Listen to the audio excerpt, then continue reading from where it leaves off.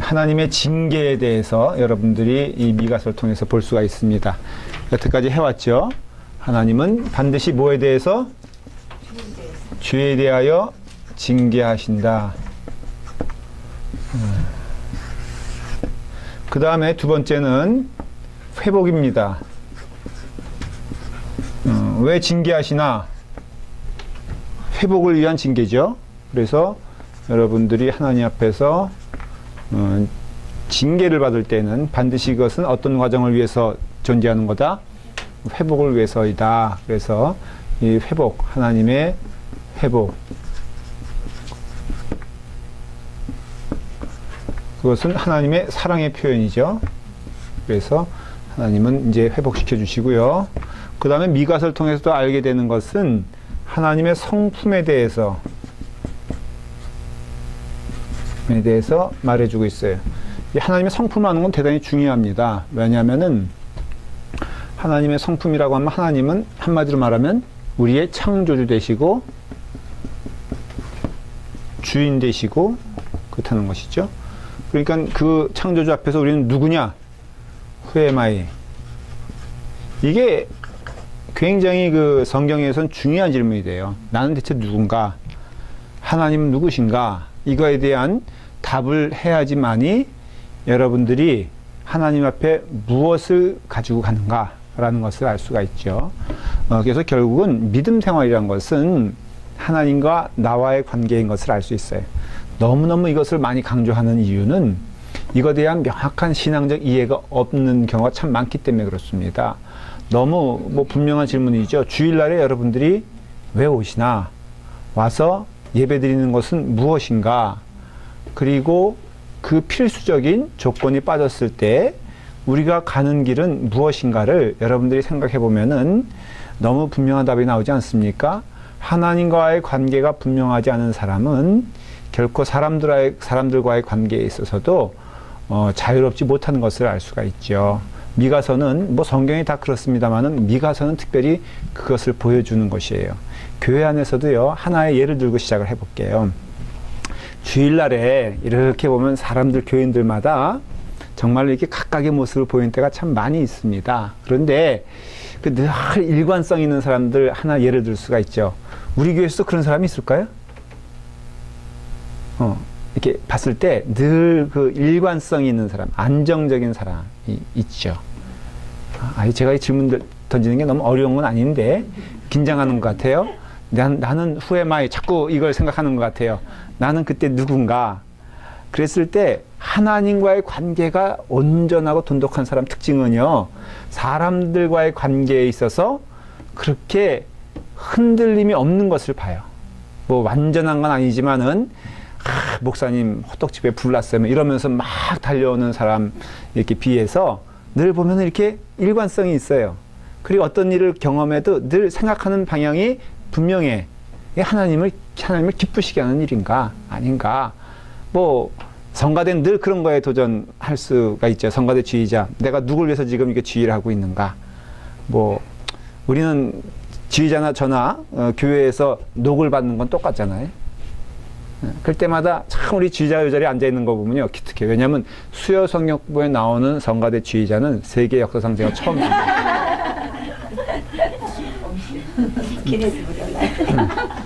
그러니까 저 모습은 내가 월급 받으니까 이 자리에 온다, 이건 아닐 것 같아요. 정말 그런 마음으로 오면 사악한 거지. 그러니까 저도 처음 보지만 참 마음이 좋잖아요. 왜냐? 하나님과의 관계가 온전해지길 원하고 기뻐하길 원하니까. 그러니까 여러분들도 마찬가지라 이거죠. 지금 여기 미가서도 딱 하나예요. 하나님과 나와의 관계는 어떤 관계며 하나님이 원하시는 것은 무엇인가. 이게 타이틀이에요, 사실은. 하나님은 무엇을 원하시는가. 그럴 때 우리는 무엇을 드려야 되는가를 말할 수 있다는 것이죠. 자, 하나님은 징계하신다 그랬어요. 그러니까 오늘 두 번째, 세 번째를 다루려고 해요. 근데 하나님은 우리의 무엇을 원하세요? 회복을 원하세요. 그래서 결국은 징계라는 것도요, 결국은 회복을 위한 전제임을 알 수가 있어요. 성경을 좀 보면요, 2장 12절에 보면은 제가 잠깐 미안해요. 전화가 왔는데 이게 중요한 전화기 때문에 제가 잠깐만 볼게요. 별로 중요한 전화 아니네. 제가 지금 죄송해요. 우리 교인 아프신 분이 있어가지고 좀 기다리는 게 있어서. 2장 12절에 보면은 자 시작. 야곱아 내가 반드시 너의 무리를 다 모으며 내가 반드시 이스라엘의 남은 자를 모으고 그들을 한 처소에 두기를 보스라의 양떼같이 하며 초장의 양떼같이 하리니 사람들이 크게 떠들 것입니다. 자, 여기까지입니다. 하나님이 이스라엘을 부르실 때 야곱아라고 부르는 경우가 있어요. 이게 이름을 부를 때는 사실은 그 이름이 주는 의미가 있죠. 이름 말고 다른 것을 또 이렇게 부르는 경우가 있어요. 예를 들어서 이름은 뭐 김도민인데 맨날 개똥이 부르는 경우도 있잖아요. 어릴 때 여러분들 왜 개똥이, 말똥이 뭐 이런 거 부르는 줄 아세요? 왜 오래 살려? 왜 그게 왜 무슨 뜻인지 아세요? 몰랐구나. 이름을 막 붙이는 이유는요. 그 귀신, 예를 들어서 그 영적 세계에서 귀신들이 그럼 어떻게 이해하냐면은 얘는 별 볼일 없는 애구나. 그래서 안 잡아간다는 거예요. 그래서 자꾸만 껌댕이 묻히고 정말 그런 옛날에 그런 풍속이 있어요. 애를 너무 이렇게 이쁘게 키우면요 다 잡아갑니다. 귀신이. 그래서 되도록이면 이렇게 흉하게, 그리고 여자아이도 어떤 때는 이렇게 남자처럼 남장하면서 키우는 거 있잖아요. 다 그것도 너무 이쁘면은, 그러니까 여러분들은 뭐 전혀 그럴 염려가 없었어요. 근데 어릴 때 이게 이쁘장한 아이를 오히려 거꾸로 이렇게 키우는 것도 마찬가지고요. 이름도 그렇게 흉하게 짓는 경우 있잖아요. 또 비유될 수 있는 이름이 뭐가 있어야 해요. 여자아이 이름인데 굉장히 뭐 말순이 뭐 이렇게 참 험하게 짓는 이유는 그러면 귀신이 이게 별 볼 일 없는 애구나. 그래서 지나간다는 거예요. 그러니까는 이스라엘이 이름인데 하나님이 야곱아 그럴 때는 그 야곱을 생각하시면 돼요. 하나님이 야곱에게 은혜를 주셨잖아요. 그래서 베델의 그 돌베개 베고잔 그 야곱, 그게 어디냐면 베델이거든요. 그러니까 하나님의 집이라는 뜻이라고요. 그게 세겜 근처예요. 그런데 그 야곱아 하면서 그 꿈에 그 하나님이 약속하신 것대로 야곱이 험난한 세월을 살지만은 하나님이 늘 인도하시고 야곱이 엉뚱한 길을 가면은 매를 대시는 걸 볼 수 있어요. 그래서 야곱이 꽤 많이 맞으며 살았던 사람이에요. 그래 고통이 많이 있었지만 또 하나는 하나님이 늘 그를 버리지 않으셨어요. 그리고 하나님께서 기뻐하시는 길로 인도하기를 원하셨어요. 그러니까 야곱 하면은 완전한 존재 그런 것보다도 늘 부족하지만은 하나님의 손길 안에 하나님의 곁을 떠나지 않았던 사람. 이게 바로 야곱이에요. 뭐 요셉아 그러면은 아주 그냥 온전하게 자라고 온전하게 헌신하고 하나님 아름답게 섬겼던 사람이라고 볼 수 있는데 야곱 하면은 어느 정도 그렇게 좀 부족하고 좀 그런 부족한 면이 많이 있음에도 하나님이 사랑하신 걸 볼 수 있죠. 바로 그거예요. 하나님이 약속하시기를 야곱아 내가 반드시 너의 무리를 다 모으면 내가 반드시, 여기 보면은 내가 반드시 누구에게 약속하는 거예요? 그게 아니에요. 사실은 이것은 하나님 자신에게 약속하신 거예요. 가만히 구약을 보면요, 왜 하나님의 약속이 위대하냐면은 이유가 있어요. 하나님은 스스로 약속하신 분이에요. 그래서 모세가 하나님 누구십니까? 뭐라고 불러야 될까요? 그럴 때 모세가 이렇게 물어볼 때 하나님 뭐라고 대답하세요? I am who I am. 이게 굉장히 유명한, 나는 스스로 있는 자다라는 거거든요. 그러니 하나님의 약속의 이루심도 결국은 누구의 약속에 의해서 이루어지는 겁니까? 하나님의 약속에 의해서. 이게 좀 어려운 말이긴 해도 굉장히 우리 가운데 명확한 신앙적 은혜를 주는 거예요. 하나님이 우리를 구원하시는데 그 구원의 근거가 무엇이냐면은 내가 아니고 하나님 자신이다 이거예요. 그러니까 하나님께서 약속하신 건 반드시 이루어지는 이유가 하나님이 하나님 두고 약속하시니까 흔들리지 아니하는 말뚝이, 쉽게 말하면 흔들리지 아니하는 말뚝에게 약속한 거니까는 반드시 그 자리에 있고 약속이 되는 것이죠. 그러니까 우리는 그걸 믿는 거예요. 그래 그분을 따라가는 게 우리의 신앙의 태도가 되어야 되는 것이에요. 우리 교회를 하나님이 축복해 주신다. 늘 저는 그 깊은 안테나를 어디에 주목하냐면 하나님께 주목을 해요. 이 교회를 부흥시키는 것도 하나님이세요. 그리고 여러분들도 거기에 붙잡힌 자가 돼야 돼요. 그래서 여러분들이나 저나 하나님 바라보며 나아가는 여건, 이건 하나님께서 흔드시면은 아무것도 아니고요. 장벽, 이것도 아무것도 아니에요. 사람, 이것도 아무것도 아니에요. 그래서 사람을 사랑하되 의지하지 말아야 되고요. 사람을 안아주되 그 사람이 나에게 있어서, 나의 가는 길에 있어서, 하나님과 더불어 함께 가는 길에 있어서 결코 의지의 원인이 될 수가 없다는 것을 알 수가 있어요. 그러니까 결국은 그 하나님의 약속은 누구의 약속이냐? 하나님 스스로 하신 약속이기 때문에 반드시 내가 모으고 반드시 내가 그들과 함께 하리라 하는 것은 하나님이 함께 하시는 것을 볼 수 있어요. 아 근데 목사님 그 말이 좀 이상합니다. 왜냐하면 하나님의 백성인데 하나님 길 떠나서 멸절하는 사람도 있지 않습니까? 그걸 하나님의 탓으로 돌리면 안 되죠. 하나님의 손이 짧아서도 아니죠. 하나님은 인간에게 자유의지를 주셔서 하나님의 형상을 주셨어요. 그래서 하나님을 떠날 수 있는 인간이 있을 수 있느냐? 성경을 보면 알 수 있죠. 떠날 수 있다 없다? 있다. 하나님의 손이 짧아서 그런 것이며 하나님의 계획이 불확실한 것이기 때문에 그게 아니거든요. 그러니 우리가 하나님을 전적으로 의지하면은 하나님의 약속하신 것이 반드시 이루어짐을 깨닫게 되는 것이에요. 거꾸로 하나님을 떠나면은 그 하나님의 약속의 손길 가운데 결국은 벗어난 것도 사실인 거죠. 오늘 이 시간에 마찬가지예요. 하나님 믿고 나가면 하나님 약속하신 것들이 우리 가운데 이루어진다는 것은 진리라 이거예요. 그러나 하나님 떠나면은 그 약속의 영역에서 벗어나는 것도 사실이라는 것을 아셔야 되죠. 하나님의 손이 짧아서 우리의 어떤 약속된 것을 못 이루시는 분이 아니라, 그러니까 우리는 그 믿음이란 게 뭐예요? 보이지 않는 것들의 실상이라고 그랬잖아요. 우리 눈으로 다 보이고 우리의 이성으로 다 이해가 되고 우리의 계획대로 다 이루어진다면은 그게 어디 믿음이냐 이거예요. 믿음은 그 전적인 하나님의 은혜와 약속을 믿고 나아가는 것이 믿음이라고 한다면 하나님은 결국은 그 일을 이루신다는 것을 알 수 있어요.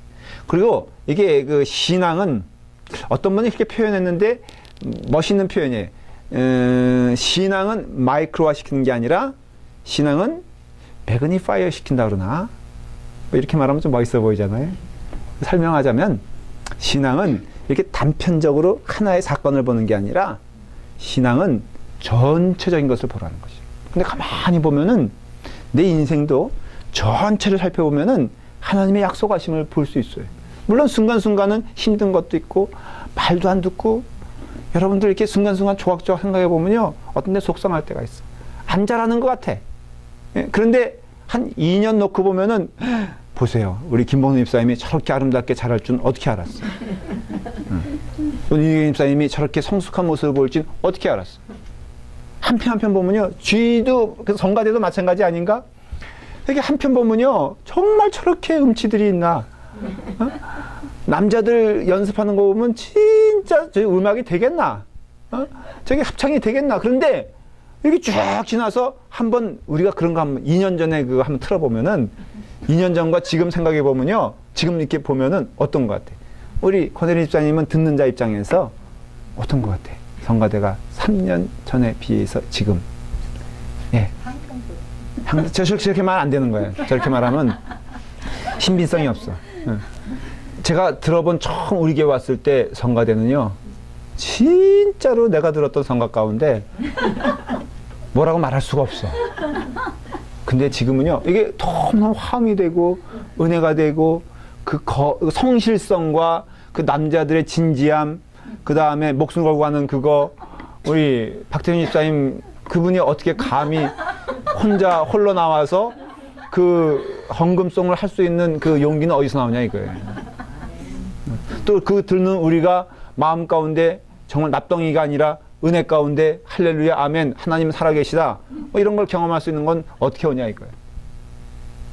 크게 보면요 길게 보면은 하나님의 은혜 가운데 있다는 것을 알 수가 있어요. 그러니까 우리의 디렉션이 중요한 거예요.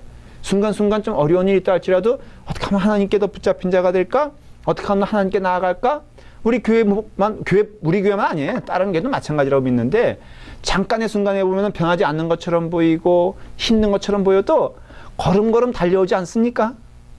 우리 아동부 하더라도 우리 사역자 계신데 우리 처음에는 참 불안했고 어떤 전사님이 바뀌면서 염려가 되지만 우리가 참 하나님을 의지하며 나가는 것을 우리가 마음 가운데 품고 기뻐하면요.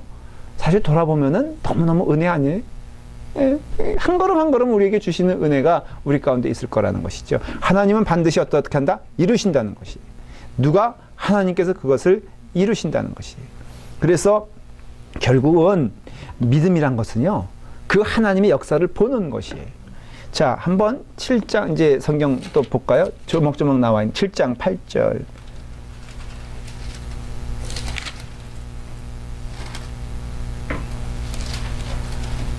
자, 미가서 7장. 자, 한번 읽어볼까요? 시작. 나의 대적이여 나로 말미암아 기뻐하지 말지어다. 나는 엎드려질지라도 일어날 것이야. 보십시오. 여기 이제 대적이 보기에 우리가 쓰러지는 것 같아요. 그러니까는 이겼다라고 생각하는 것 같아요. 근데 기뻐하지 말아라. 어떻게 한다? 나는 엎드려질지라도 일어날 것이요. 근데 이게 내 능력으로 일어난다면은 우린 열심을 내면 되죠. 그런데 그 다음에 보면요. 9절에 한번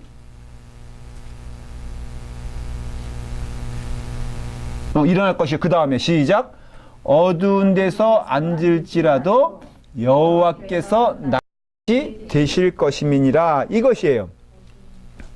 그러니까 내가 엎드려진지라도 일어날 것인데 그 일어나는 근거가 뭐예요? 여호와께서 나의 빛이 된다는 거예요. 어두운 가운데서. 정말 이건 믿음적으로요. 맞는 얘기예요. 여러분들 신앙적으로 이건 신앙의 간증도 될 수 있고요. 고백도 될 수 있는데 이제 어둠이 있을 수, 이 어둠이란 게 단지 뭐 어두움을 말하는 게 아니라 내 마음이 어두워지는 게 사실은 어두움의 큰 문제인 거예요. 믿음 생활을 온전히 하다가도 지치고 힘들 때가 있을까 없을까? 선한 일을 하는데 마음이 무거워질 수 있을까 없을까? 있어요? 해봤어요? 아니 내가 그냥 나쁜 짓 하다가 그냥 의도 터지고 그런 거 말고 여러분들 대부분 다 그런 거잖아요. 핍박해서 미안해요. 그런 거 말고 선한 일을 하는데 마음이 어두워질 수 있을까? 여선교회장으로서 정말 순수하고 성실하고 하나님 바라보며 일하고 있다는 것을 고백할 수 있어요? 양심으로 정말 가슴에 손을 얹고 정말 얘기할 수 있어요? 사람 보지 않고 그 다음에 뭐 이해관계에 따라 사는 게 아니라 정말 하나님의 교회에서 몸담게 된 것을 감사하며 하나님의 일이다 라고 하면서 하는 적 있어요? 있는 게 아니라 그렇게 하고 있어요? 자, 그 답 안 해줘도 좋아요. 여기 다 해당되는 사람이. 우리 권혜리 집사님은 미아 부장으로서 정말로 남들이 뭐라 그러든 열심히 해야 되겠다. 선한 마음으로 하고 있어요? 그러면 더 회개해야 돼. 그러니까 저분은 얘기할 가치도 없는 거야. 지휘자도 마찬가지. 정말로 성심을 다해서 내가 여기서 사역자 셀러리가 아니라 하나님께서 기뻐하시는 사역 내가 정말 감당하고 있다. 말할 수 있어요? 자, 뭐 다 말할 수 있어요. 집사님 뭐 아동부 내가 누가 뭐래도 내가 열심을 순수한 마음으로 아이를 사랑하는 하나님의 자녀로서의 키움을 기뻐하며 정말 내가 가지고 있는 재능에 더해서 배우고 또 배워서 열심을 내고 싶다. 그런 마음을 하고 있어요?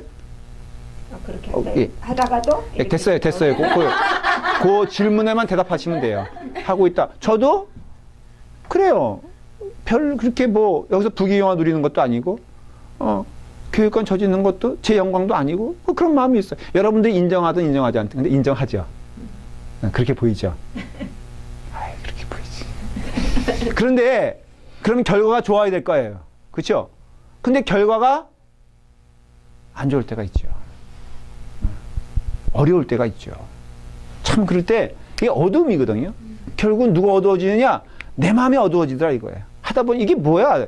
열심히 해서 하는데도 인간인지라 자꾸 사람들이 장벽을 만들고 쫓아오지 않는 것 같고 여러분 말 안 듣는 것보다 더 무서운 거는요. 말 듣는 척 하면서 안 쫓아오는 게 더 무섭다니까. 아예 그냥 대놓고 아유 나는 싫어요 그러면은 이거 뭐 두들겨 패서라도 데려갈 텐데 말은 교묘해. 뭐 열심히 하고 있어요? 안 해. 해야죠. 안 해. 이러면서 그럴 때는요 마음 가운데 하나님 한 명이라도 좋으니까 정말로 쫓아온 사람이 있으면 좋겠어요. 이런 시험이 내 가운데 든다 이거예요. 그런 게 어두움이잖아요. 그렇죠? 그럼 어두운 가운데 침잠했을 때 결국은 힘을 또 빛을 하나님이 주시는 가운데 하나님 바라보면요 또 힘이 생기는 거예요. 그러니까 힘이 나에게서 나오는 것도 아닌 것 같고요. 또 사람에게서 나오는 것도 아닌 것 같고 그런 가운데 그냥 하나님 바라보며 나아가는 그 은혜를 하나님이 주시는. 그래서 낙심하다가도 십자가 바라보면은 그 새벽 기도가 중요하고 기도가 중요한 게 결국은 기도라는 것이 바라보는 거거든요. 하나님 내게 능력 없사오니 하나님 도와주세요. 이게 기도거든요. 기도는 내 소원이 이루어지는 어떤 툴이 아니에요. 근본적인 의미에서는.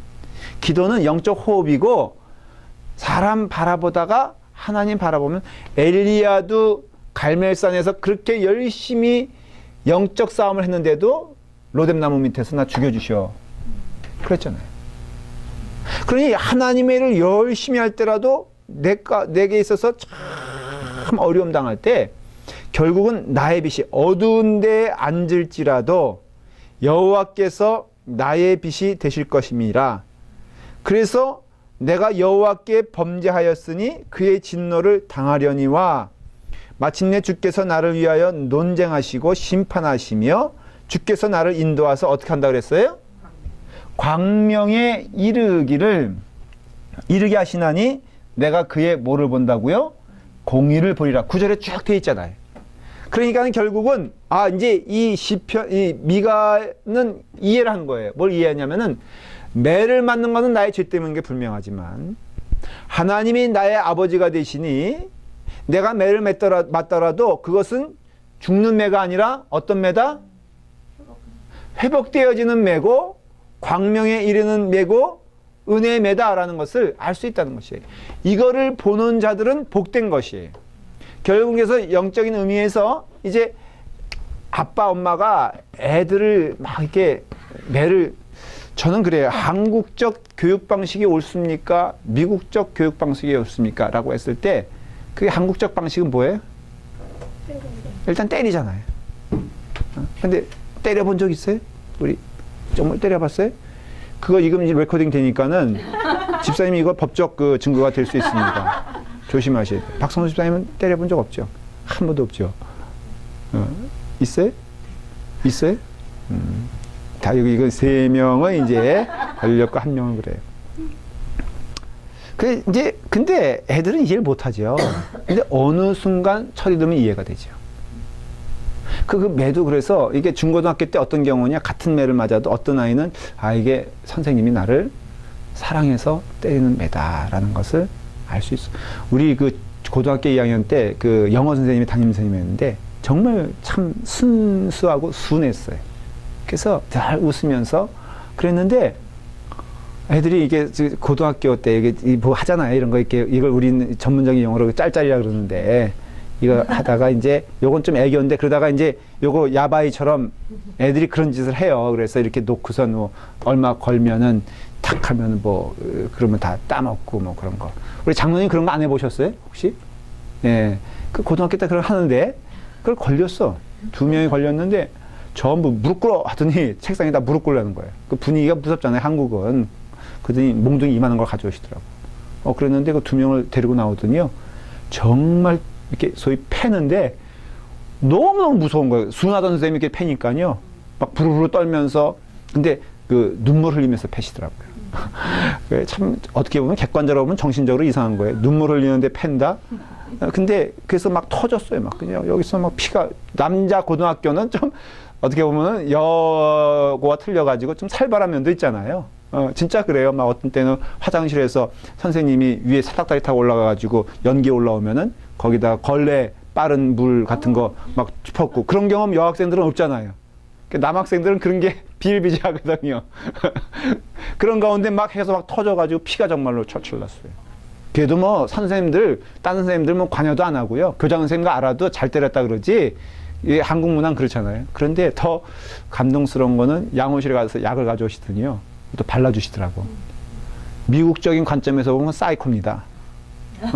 진짜 그래요. 그거는 정신분석 들어가요. 그 선생님. 그러나 우리는 알잖아요. 그 선생님이 얼마나 마음이 안타까웠으면 너희 그러다가 그거 그대로 가면은 너희는 사기꾼이 되지 못한다.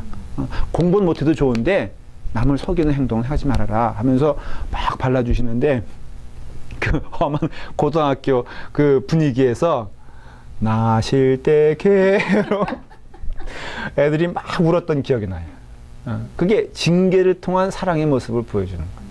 그러니까 전혀 그것이 그 맞은 아이에게 상처가 된다거나 그게 아니라 정말 선생님이 나를 사랑하고 있구나. 그러니까 또 맞자 그게 아니라 그래서 그 미가는 그걸 본 거예요. 하나님이 우리를 징계하시고 또 우리를 심판하시지만 나를 인도하사 광명에 이르게 하시니니 내가 그의 공의를 부리로다. 이거는 역사적으로 길게 보면요. 그 바벨론 포로로 잡혀가는 모습을 보게 하시고 그런 가운데 느헤미야와 에스라 통해서 우리가 경험하잖아요.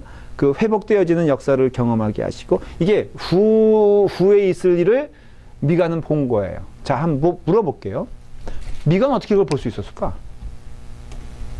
이건 어둠이 오기도 전이에요. 어떤 의미에서는? 망하기 전에 얘기예요. 그러니까 히스기야 때니까는 어느 정도 나라 형편이 좋은 때예요. 근데 미가는 이걸 봤어요. 어두움이 올 것이며 어두움 가운데 징계가 임할 것이며 징계는 있지만은 반드시 회복하실 것이다. 이게 영적 진행 방향이거든요. 어두움이 오면은 하나님은 사랑하는 자를 징계하신다. 반드시. 그러니까는 어두움이 오면은 반드시 하나님은 벌 주신다. 자, 다윗의 밧세바를 통해서 똑같은 일이죠. 자식을 낳았어요. 어둠이 왔어요. 하나님의 징계가 딱 왔을 때 다윗은 이것이 징계인 줄 알았어요. 자식이 죽었어요. 하나님은 이 일을 통해서 자신을 회복시켜 줄 것을 믿었어요. 알았어요. 그래서 결국은 다윗은 하나님 회복된 자녀로 살아가지 않습니까? 너무 같은 패턴이잖아요. 이거는 영적 패턴이에요. 그러니까 우리도 결국은 미가와 같이 영적인 눈을 가지면은 이것을 볼 수 있다는 것이 이것을 성령의 눈이라 그래요. 신자는 자기 자연적인 눈을 가지고 있는 자가 아니라 하나님의 성령의 음성을 듣는 자예요. 그래서 여호와의 영이 임한다. 이 구약의 여호와의 영은 성경적인 의미에서 그걸 성령이라 그렇게 이해를 합니다.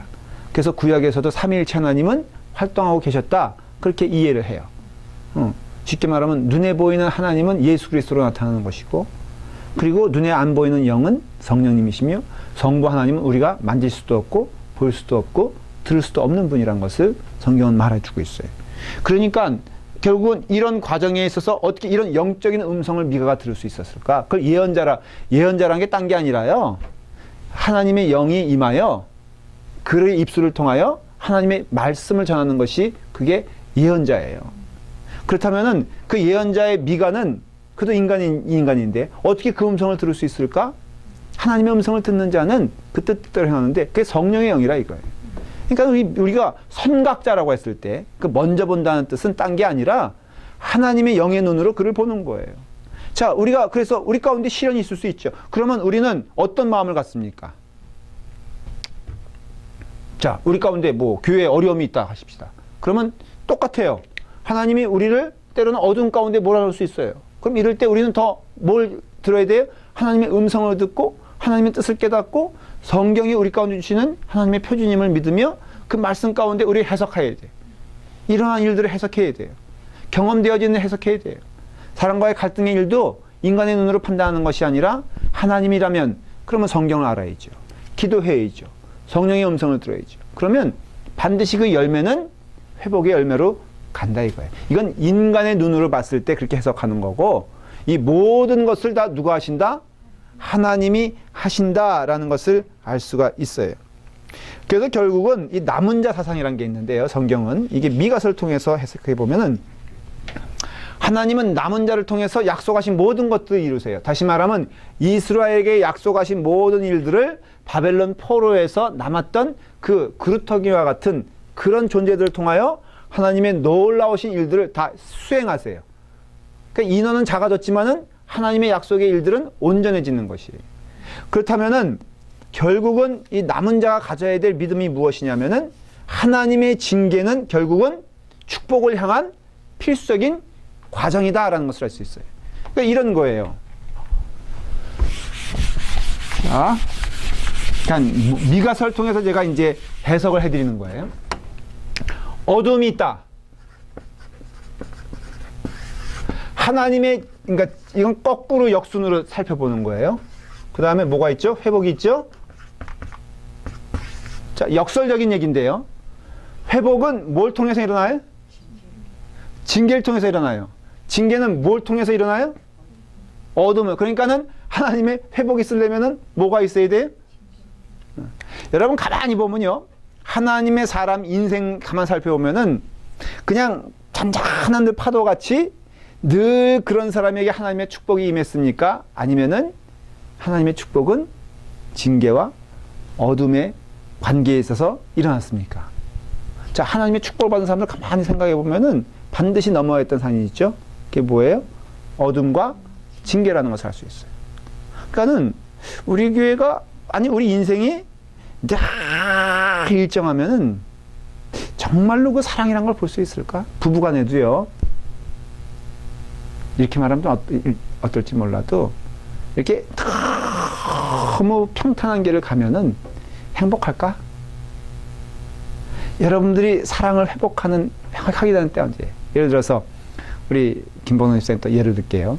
죄송해요. 자꾸 예를 들어서 남편과 관계가 너무 좋아. 항상 고공을 날고 있는 비행기처럼 늘 일정해. 재미있을까? 이런 상태에서 발렌타인스데이 때 초콜릿 받으면 기분이 좋을까? 내가 보기엔 별로 안 좋을 것 같아. 왜? 그날이 그날이니까. 그런데 이 남편이 아주 그냥 롤러코스터야. 그래가지고 언제 이 사람이 뭘 해줄까, 언제 어떤 마음을 표현해, 이게 전혀 보이지 않다가 떡 발렌타인스 됐을 때 뜬금없이 탁 대밀 때, 여러분 그 한 날이 천년 같고 천년이 하루 같고 그날을 위해서 나머지 날이 존재하며 그런 거 아니겠어요? 또 그 약발로 또 이제 1년을 또 버텨가면서 참아가면서 가다가 또 1년 됐을 때 그 받는 그 초콜릿이 정말 달콤하지 않겠어요? 어때요? 마찬가지예요. 얼굴 보니까 별로 아닌 것 같은데, 이게 교회가 됐건 그 개인이 됐건요, 하나님의 은혜의 회복의 역사는 어둠 가운데 임하고 어둠 가운데 징계 가운데 하나님의 회복이 경험되어진 걸 할 수 있어요. 그러니까 교회가 어려움 없는 게 축복이 아니라 어려운 가운데 이길 수 있는 힘 주신 게 축복이에요. 저는 그렇게 믿어요. 그렇다 해서 나도 이제는 어려움의 한 존재가 돼야 되겠다, 뭐 이렇게 말하면 할 말이 없어요. 그러나 분명한 것은 내가 기도할 수 있는 것도 어려움 가운데 기도하지, 늘 비행기 날아가는 것처럼 평탄하면은 기도할까? 목사인 저도요, 그 점에서는 자신할 수가 없어. 이 말씀도요, 다급하니까 읽는 거지, 사실은 늘 말씀 가운데 내 삶이 그렇게 이루어지면은 이게 내게 그거 아닌 것 같아.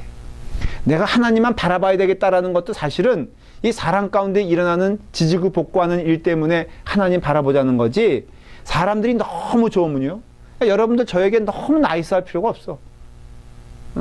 그냥 할 수 있거든. 말썽 피고 말 안 듣고 내가 이 사람들과 함께하지 못하겠으니 주여 나를 죽여주시옵소서라는 기도의 글로 들어가야지만이 하나님의 은혜를 체험하는 것을 보게 되었을 때 참 어떤 때는 헷갈려요.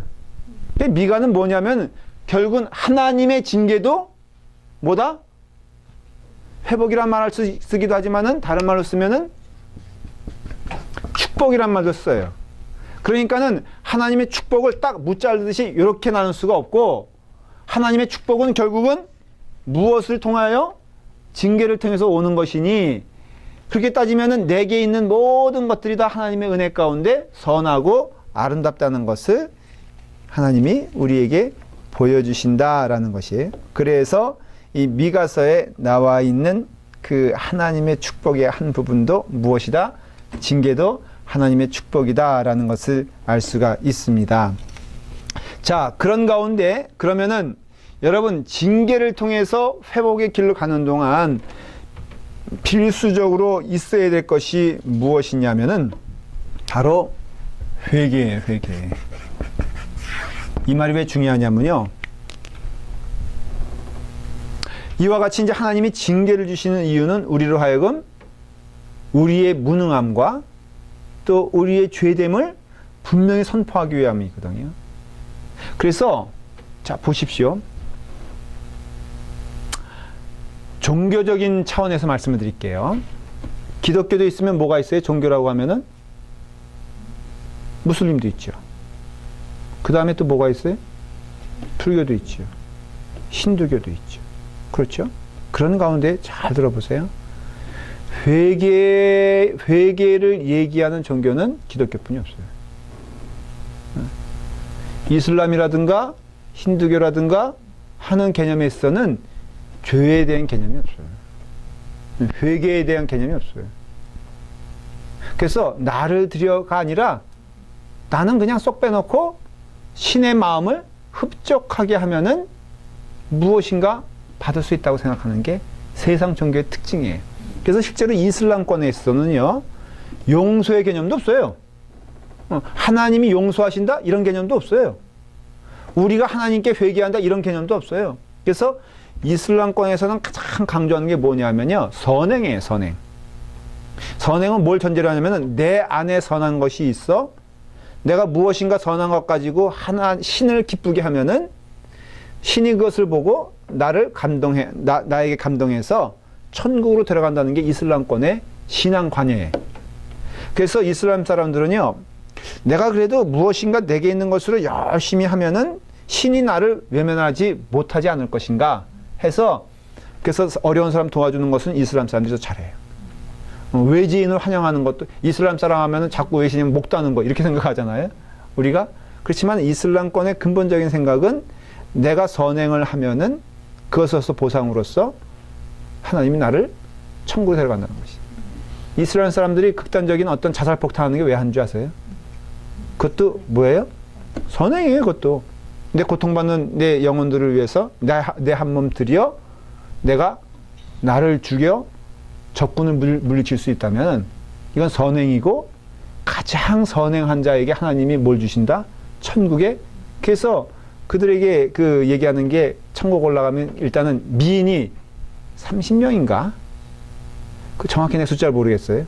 30명인가 300명인가 있다는 거예요. 내가 이 자살폭탄으로 저기 하면은 풍성하고 넉넉한 건 말할 것도 없이 미인들이 나를 기다리고 있다. 보상이잖아요. 그러니까 너가 한 선행 가운데 가장 큰 선행이 뭐냐? 적군을 더 많이 죽일 수 있으면은 죽여라는 것이. 그것이 선행이, 우리는 이해를 못하지만 선행의 관점에서 그들은 보는 거예요. 그러니까 내가 무엇인가를 내가 큰 거를 이렇게 드릴 수 있다면은 이것이 선행이다. 근데요, 여러분, 이 징계를 통해서 하나님은 우리에게 보시길 원하는 것이 무엇이냐면은 회개. 그래서 결국은 회개는 뭐냐면요, 회개 자꾸 우리가 오해하는데, 회개는 후회도 아니에요. 회개 첫 번째는 뭐냐면은 내가 죄가 있다는 것이에요. 그리고 죄 가운데 내가 해방될 수 없다는 것을 고백하는 것이고, 나의 능력으로는 도저히 이 죄에 있어서 회복될 수 없다는 것을 고백하는 것이에요. 그러나 오라, 나는 어떤 자예요? 곤고한 자예요. 누가 나를 이 사망의 늪에서 구해줄 수 있냐고 부르짖고 고백하는 것이 무엇이다? 회개다라는 것을 있어요. 그래서 우리는 회개하면은 나쁜 짓에서 돌아오는 걸 회개라고 생각하지만, 성경에서 말하는 회개는 무엇이냐면은 너의 무능함을 결국은 인정하라는 것이에요. 너는 결국은 하나님 외에는 의지할 자가 없고, 하나님 외에는 나의 죄에서 회복시킬 자가 없다는 것을 내 스스로도 아니라는 것이에요. 그러니까 죄 문제에 있어서는 나도 할 수가 없어요. 마치 그래서 비유를 들 때 그 원유 뒤집어 쓴 그 불쌍한 철새 모습 있지 않습니까? 그래서 그 바닷가 보면은 그 원유가 막 유출되면 가장 그 피해를 입는 것이 자연적인 것인데, 그게 뭐 조개도 막 썩고요. 그 다음에 우리가 흔히 보는 거 홀빡 그냥 그 기름 뒤집어 써가지고 날지 못하는 그 비둘기가 아니고 갈매기라든가 아니면 철새들 있잖아요. 근데 시급하게 해야 될 일이 뭐예요? 그 새들을 잡아다가 물로 씻어주고 원유를 씻어줘서 날게끔 해주는 그것이 없으면은 결코 그 철새는 죽을 수밖에 없다는 것을 보여주는 것이에요. 그게 마찬가지로 우리가 회개는요, 결국은 어디로 가냐면은 죄를 회개한다는 것은요, 궁극적으로는 예수 그리스도를 구주로 영접하는 것이고, 인간은 그 스스로 죄에서 해방될 수 없으며 회개는 믿는 것을 동반한다는 것이에요. 그러니까 미가서에서 분명히 말하죠. 너의 그 구렁텅이에서 구원해 줄 자는 오직 누구다? 하나님이다 이거예요. 그래서 너가 결국은 그것이 교만에서 나온 거잖아요. 우리가 방탕해지는 것도 내가 중심이 될 때 방탕해지는 모든 것이요. 사실은 이게 철학적인 얘기도 되지만은 굉장히 심오한 얘기가, 자, 우리가 상대와 더불어 죄를 진다고 했을 때, 죄 가운데 거한다고 했을 때 우리는 남을 비판하고 남에게 핑계를 대잖아요. 근데 아주 궁극적인 의미에서는 그러니까 내 자아가 강해지면 강해질수록 우리는 남과 충돌할 수밖에 없어요. 어렵죠? 얘기가 좀. 그러나 잘 생각해보면 맞죠? 여러분, 내가 왜 충돌해요? 그것은 내 스스로가 너무 센 거야. 지키려고 하는 사람 두 사람이 모여있으면 거기에는 뭐 만나요?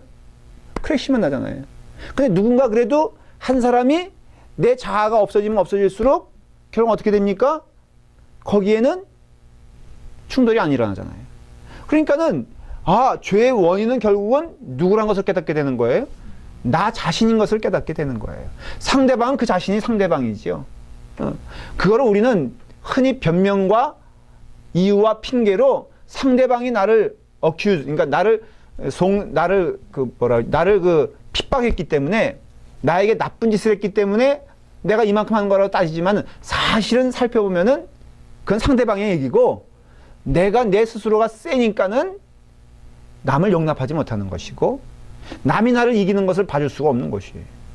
그러니까 결국은 죄의 원인은 어디로부터 있다는 것을 발견하게 돼요?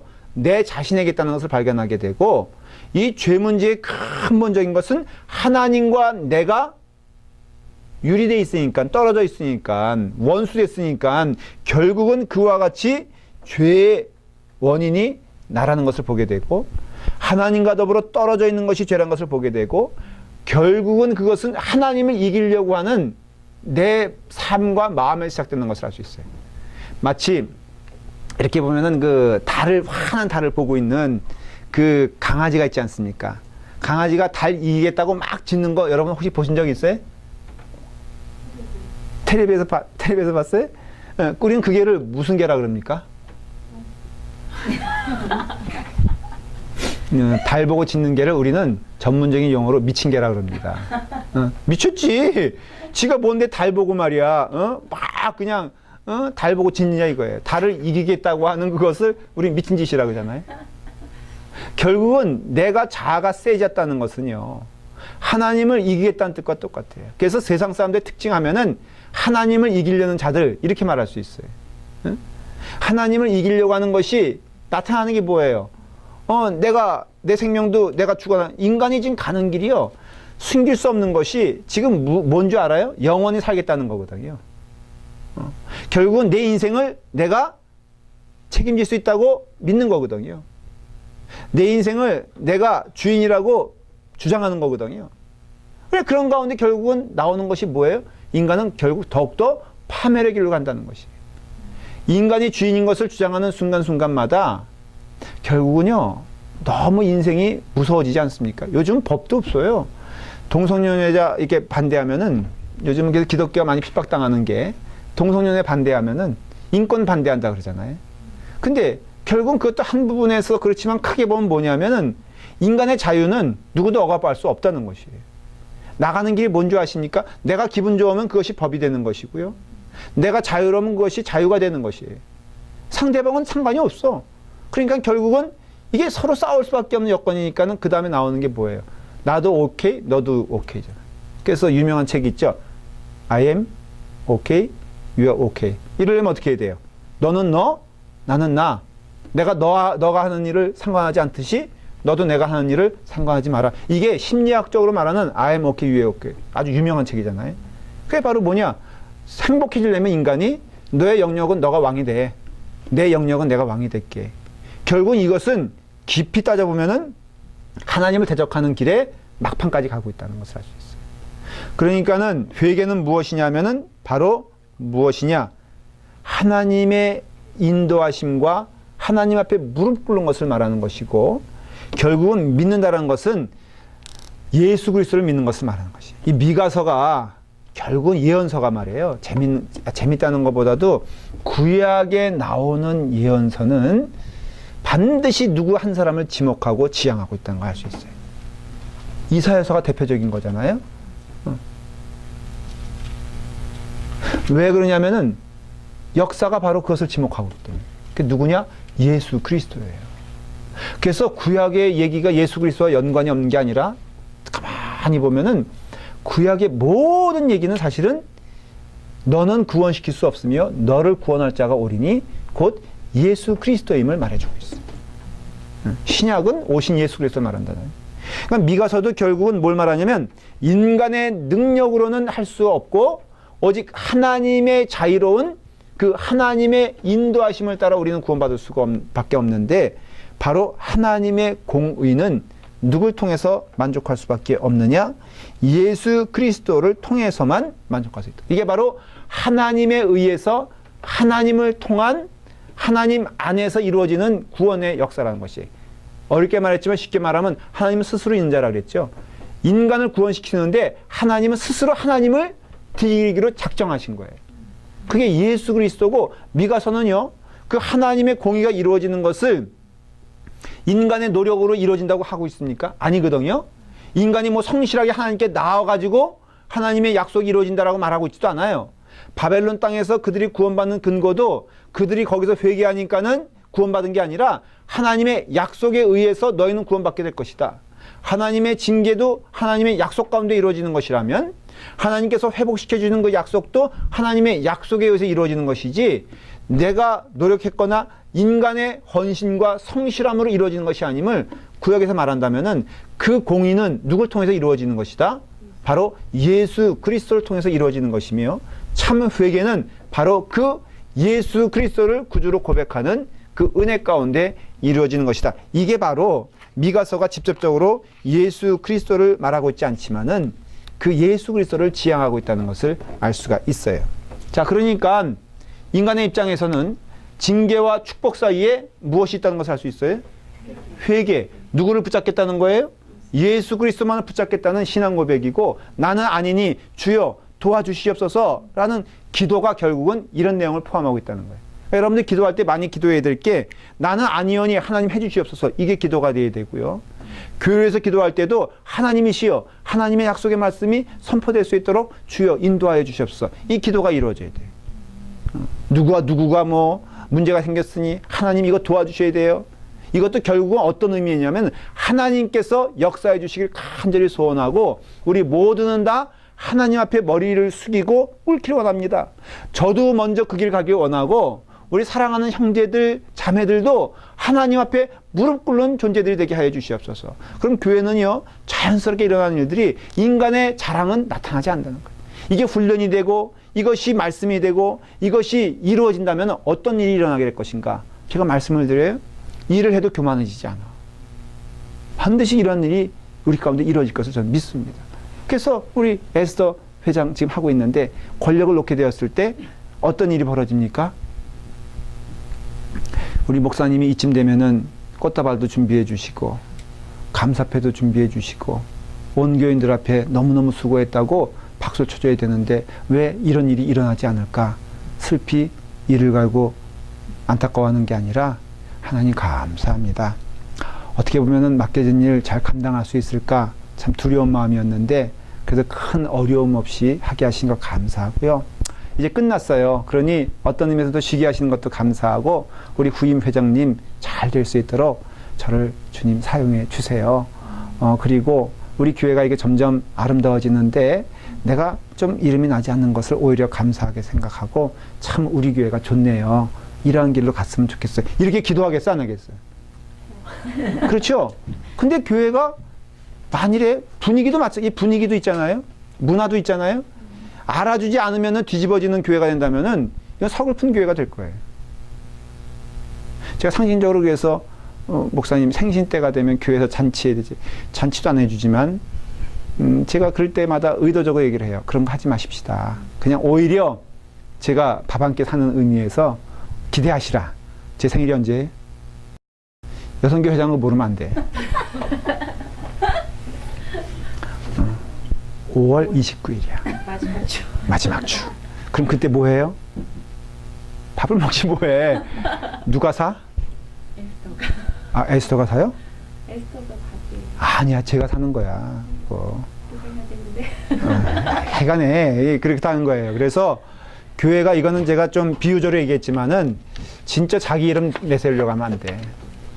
늘 항상 하는 얘기. 주의자도 자기 이름 내세우면 안 되고요. 목사도 자기 이름 내세우면 안 돼. 그래서 실제로 그런 일이 있었다 그래요. 유명하신 목사님이 담임하고 있는데 그 목사님 설교 듣기 위해서 교인들이 막 온다는 거예요. 근데 그 목사님이 휴가 때나 무슨 일이 생겨가지고 임시 그 설교자가 와서 설교하려고 딱 있는데 교인들이 자기의 모습을 보더니 나가더래요, 막. 그래서 딱 하고 소리를 질렀대요. 만일 그 사람이 무슨 목사님이 헨리 목사님을 보기 위해서 왔다면 가십시오. 그러나 하나님께 예배 드리러 왔다면 가시지 마십시오. 그 얘기를 딱 듣는 순간 일어났던 교인들이요, 쫙 앉아가지고 예배 드렸다는 거예요. 근데 전 참 그 말씀이 좋은 게, 여러분, 우리는 어느 목사 보기 위해서 온 것도 아니고, 저도 그럴 생각 추호도 없고, 또 우리 교인들도 그렇게 생각하지 않는 것 같아서 감사하고, 여러분들도 그 모든 일에서 여러분들 이름이 나는 것을 슬퍼하십시오. 하나님께 영광 돌리고 하나님께 나아가야지요. 우리가 사는 길이고, 우리 아팔마교회는 그 일을 위해서 몸부림쳐야 돼요. 모르겠어요. 제가 처음 와서 지금까지 본 결과는 너무 그런 요소들이 많이 있었다는 거 부인할 수가 없어. 여러분 정직해 주셔야 돼요. 우리 교회를 한번 보세요. 그동안 어떻게 했었나. 비판하는 건 아니지만은 자칫 이것이 그대로 끌려가면은 우리 교회는 사람의 교회가 될 뿐 하나님의 교회는 되지 않아요. 여러분들이 정신 차려서 정말로 사람의 이름이 나타나지 않도록 기도하셔야 되고요. 사람의 영광이 드러나지 않도록 몸부림치셔야 되고, 모든 영광을 하나님께 돌리고, 우리는 하나님의 은혜 가운데 회개하며 주님의 은혜 가운데 구원받은 것을 감사하며 기뻐하고 하나님께 고마워하는 그런 인생들이 되어야지, 뭘 안 해줬어요? 뭘 알아주지 않았어요? 뭘 이렇게 소홀하게 인간이 하는 것에 왜 이렇게 관심이 많은 거예요? 이것만 해도 30분 가야 되니까 여러분들이 그걸 정신 차려 똑바로 보게 되었을 때 저나 여러분들이나 살 것을 믿습니다. 자, 기도하겠습니다. 아버지 하나님, 주님의 은혜 가운데 우리를 주님께서 불러주시니 감사합니다. 하나님 말씀에 순종하여 미가서를 통하여 하나님의 영광을 보게 하시며, 징계를 받는다면 하나님의 축복 가운데 거하는 길임을 믿고 회개하며 오직 주님만을 바라보며 나아갈 수 있도록 인도하여 주시기를 원하옵나이다. 사람의 교회가 되지 않게 하시고 하나님의 교회가 될 수 있도록 인도하여 주시옵소서. 하나님의 영광을 바라보며 나아갈 수 있는 그런 교회가 될 수 있도록 축복하여 주시옵소서. 예수님의 이름으로 기도드리옵나이다. 아멘.